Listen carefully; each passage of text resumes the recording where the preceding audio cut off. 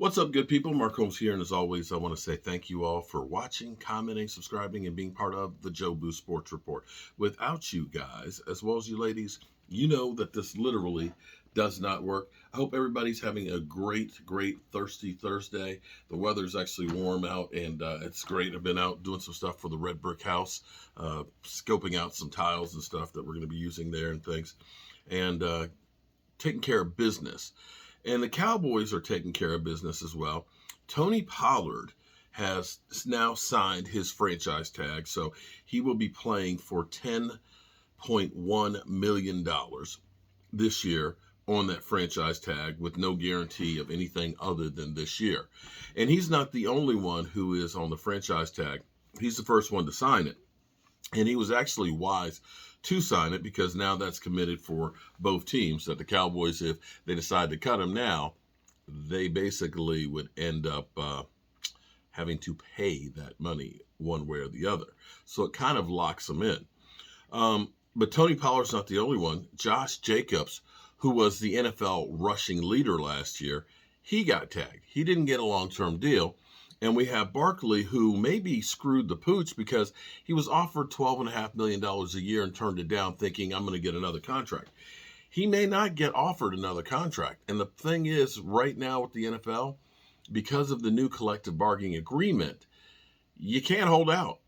Even if you hold out just for a preseason game, it's a game check. Yeah. And it's non-refundable. It can't be forgiven if they work out a deal. And so if you end up not signing it, well, they still own your rights for next year at the same price. So it's kind of like, take it or leave it, buddy. Take it or leave it, but you're not playing anyplace else. So for Tony Pollard to get the Cowboys to lock in was actually a wise move right now because as you start looking at this, Zeke Elliott was the highest paid running back who no longer has a contract. So right now you have Christian McCaffrey, who has a $16 million a year deal. I don't think he's going to get another one at $16 million. Just don't. Alvin Kamara next at $15 million. Dalvin Cook at $12 million, 12.6. Derrick Henry at 12.5. And they're shopping him around, and they're not getting takers right now.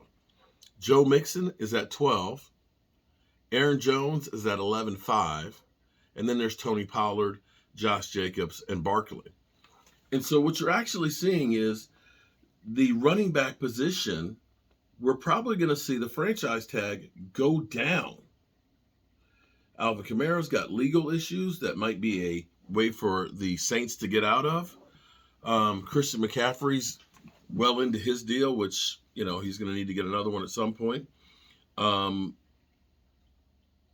as you go down here, after the franchise tag, you've got James Conner at $7 million. You got Miles Sanders, who just signed his deal. He got a 4-year deal for $25 million. He's only 6.3. Austin Eckler, it's only $6 million. Kareem Hunt is 6. David Montgomery 6. Cordell Patterson 5.2. And as we go down the list of all these running backs and stuff, we have. Let's see, where are we? Ronald Jones, $1.2 million. For 1 year. So prospects of being a running back right now and getting paid, it ain't there. The market right now for running backs that are out there, it's kind of heavy with guys that are high value guys, but they're not getting that money. And sadly for Zeke, the thing we're used to seeing every offseason is Zeke Elliott workouts where, he looks like he's in tip-top shape. I'm in the best shape of my life. And, he's running around doing the cone drills and weightlifting and squatting. And you say, oh, man, he looks great. Yeah, he does. But not as great as he used to be. And right now, you look at how much money the Cowboys spent on Zeke Elliott. That was a mistake. And this is a mistake that they've made over and over again. This is Marion Barber situation that we had.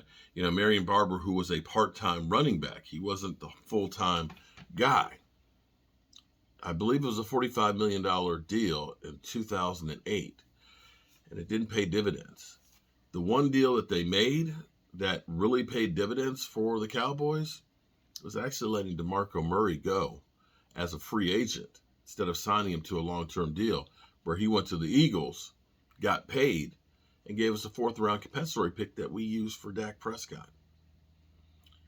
So the irony of holding on to players for too long. Don't get me wrong. I love Zeke. Zeke can, eat. I've got my big spoon is around here someplace and fork. I guess I ain't going to be using those anymore because he ain't here anymore. Yeah, it's a tough business. A really tough business. But what can you do? Yeah. Now we'll see what the Cowboys do going forward. Let's check the cap situation at the moment and see. I believe we're sitting around about $15 million right now. The Cowboys, $15.7 million right now, with another pile to come. That sits at 1, 2, 3, 4, 5, 6, 7, 8, 9, 10, 11, 12th right now in cap space. The Bears having the most at $38 million. All right, good people. That's my buddy Daniel Hernandez, and I'll see you later. Peace.